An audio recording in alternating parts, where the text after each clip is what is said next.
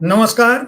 साहित्य तक के बुक कैफे के एक दिन एक किताब में मैं जयप्रकाश पांडे आपका स्वागत करता हूं। आज मैं एक आलोचना पुस्तक के साथ उपस्थित हूं जिसका नाम है रश्मिरथी एक पुनः पाठ। रश्मिरथी राष्ट्रकवि रामधारी सिंह दिनकर की एक कालजयी रचना है। उसी पर यह पुस्तक दिनेश कुमार ने संपादित की है। दिनेश कुमार का जन्म 25 जनवरी 1985 को बिहार के बक्सर जिले के कसिया गांव में हुआ। वे प्रगतिशील आलोचना में परंपरा के मूल्यांकन का प्रश्न विषय पर एमफिल किया उन्होंने। अज्ञेय और मुक्तिबोध के साहित्य चिंतन का तुलनात्मक अध्ययन, इस पर पीएचडी की।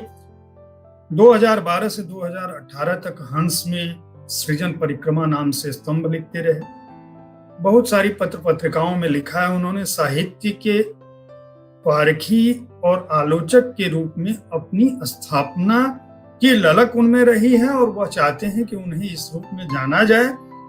हिंदी एवं आधुनिक भारतीय भाषा विभाग जो इलाहाबाद विश्वविद्यालय है, उसमें वे सहायक प्रोफेसर हैं, असिस्टेंट प्रोफेसर हैं। इस पुस्तक का संपादन करते हुए उन्होंने इसकी भूमिका में लिखा है कि जो दिनकर हैं वे छायावादोत्तर काल के महत्वपूर्ण कवि हैं। ये कोई नई बात नहीं, सभी लोग जानते हैं।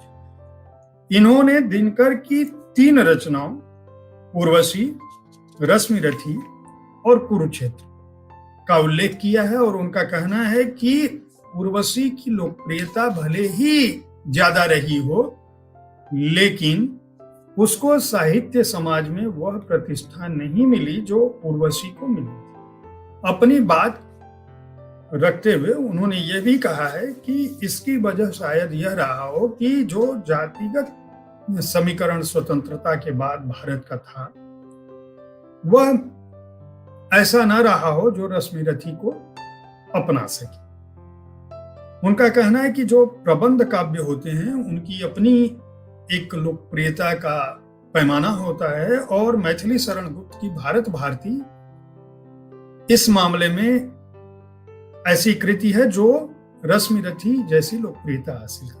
लेकिन लोकप्रियता के बावजूद जो प्रतिष्ठा वाला प्रश्न है, उनका कहना है कि कुरुक्षेत्र और उर्वशी को वह प्रतिष्ठा मिली थी। प्रयोगवाद और नई कविता की बात करते हुए वो जातिगत विषमता पर आते हैं और यह कहते हुए इस बात का उल्लेख करते हैं कि गोस्वामी तुलसीदास का जो रामचरितमानस है वह वर्ण व्यवस्था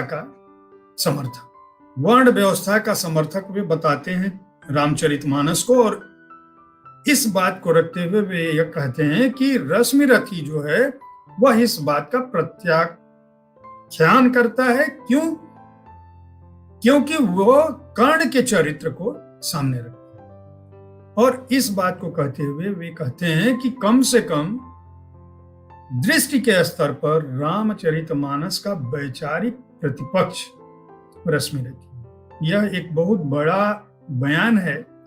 दिनेश कुमार उतने स्थापित आलोचक नहीं हैं कि वे तुलसीदास के रामचरितमानस पर ऐसा कोई निर्णय या निष्कर्ष दे सके, लेकिन अध्यापक हैं, लिखते पढ़ते हैं। उन्होंने अपनी समझ से यह बात लिखी है और इसको लिखने के पीछे उनका कहना यह है कि कर्ण के जीवन के 7 प्रसंगों को 7 सर्ग में रश्मिरथी में दिनकर ने लिखा है, जिसमें पूरा कवि कौशल है। यह जो है कथा काव्य है और कथा काव्य के रूप में इसकी वर्णनात्मक भाषा है और इसलिए इस पुस्तक को आज के दौर में भी नए सिरे से देखा जाना चाहिए। अगर हम उनकी बहुत सारी बातों की बात करें जो उन्होंने इस पुस्तक की भूमिका में लिखी है, तो 1952 में प्रकाशित रश्मिरथी 2022 में केवल इसलिए प्रासंगिक हो सकती है कि तुलसीदास की वर्णाश्रम व्यवस्था के समर्थन में लिखी गई रामचरितमानस के प्रत्याख्यान के रूप में स्थापित हो सके, तो यह बात हास्यास्पद है। फिर भी इस पुस्तक में उन्होंने जिस मेहनत से बहुत सारे बड़े लेखकों की रचनाओं को लिया है और केवल इसका संपादन किया है, यानी केवल भूमिका उन्होंने लिखी है, बाकी लेखन किसी और का है, कुछ और विद्वानों का है, जो लोग वाकई निश्चित रूप से हिंदी साहित्य का जाना माना नाम है, जिसमें शंभुनाथ तिवारी का लेख है रश्मि रथी के पुनः पाठ से उपजे सवालों से टकराते हुए, रवि रंजन का लेख है रश्मि रथी की लोकप्रियता का समाज शास्त्र, आनंद कुमार सिंह का लेख है आख्यान परंपरा में कर्ण का चरित्र, शंभुनाथ का लेख है कर्ण का मिथक, विजय बहादुर सिंह का लेख है सामाजिक न्याय का प्रश्न और पुरुषार्थता, बी.आर. विप्लवी का है दलित विमर्श वाया रश्मि रथी, सत्यकाम ने लिखा है रश्मि रथी एक दलित चरित्र काव्य, राजकुमार ने लिखा है जाति न पूछो साधु की, मैत्रेयी पुष्पा का लेख है उत्तर दो कुंती, चंद्रभान सिंह यादव का लेख है बिन ब्याही माँ की व्यथा और कुंती, रामेश्वर राय का लेख है सनातन और समकालीनता के क्षितिज पर फैला हुआ समय का रथ, राकेश मिश्र लिखते हैं कर्ण का नायकत्व और रश्मि रथी, राजेश मल रश्मि रथी सीमाएं और संभावनाएं, शिव कुमार राय ने लिखा है हाँ हाँ दुर्योधन बांध मुझे, यह कृष्ण नहीं दिनकर की हुंकार है, और डॉक्टर चंद्रभानु सिंह रश्मि रथी और दिनकर, यह लेख उन्होंने लिखा है। पुस्तक के आखिर में लेखकों का पता भी है, उनका परिचय तो नहीं है लेकिन पता और नाम लिख रखा है। यह पुस्तक हिंदी साहित्य के छात्रों को रश्मि रथी को समझने की नई दृष्टि देती है, इस पे कोई दो राय नहीं है। क्यों? क्योंकि बहुत सारे वरिष्ठ रचनाकार, आलोचक, साहित्यकारों के लेख हैं और उनकी दृष्टि रश्मि रथी के अलग अलग प्रसंगों के बारे में क्या है यह जानने में मदद करती है। हिंदी साहित्य के छात्र या शोध छात्र या हिंदी साहित्य में और रश्मि रथी में रुचि रखने वाले, आधुनिक कविता को समझने वाले, प्रबंध काव्यों की भावभूमि को समझने वालों को यह पुस्तक खरीद कर पढ़नी चाहिए। इसके प्रकाशक हैं वाणी प्रकाशन, मूल्य है 299 रुपए और पृष्ठ संख्या है 238।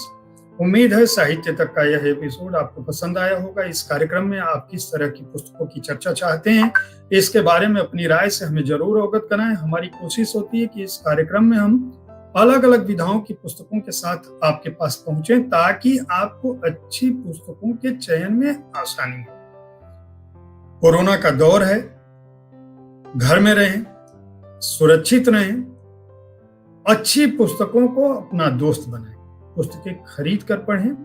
कल ठीक इसी समय ऐसी ही किसी एक पुस्तक के साथ मैं फिर आपके सामने मुखातिब होऊंगा, आपसे किसी एक पुस्तक की चर्चा करूंगा।